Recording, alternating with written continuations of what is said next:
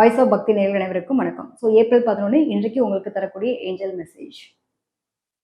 அதாவது இன்றைய நாள் நம்ம பார்த்தோம் அப்படின்னா, நம்மளுடைய மனம் அப்படிங்கிறது தெளிவா இருக்கா? அதாவது எண்ணங்கள் பெருசா இருந்தா அப்படின்றது செயல்பாடுகளும் பெருசா இருக்கணும் அப்படிங்கிற நிலை இருக்கு.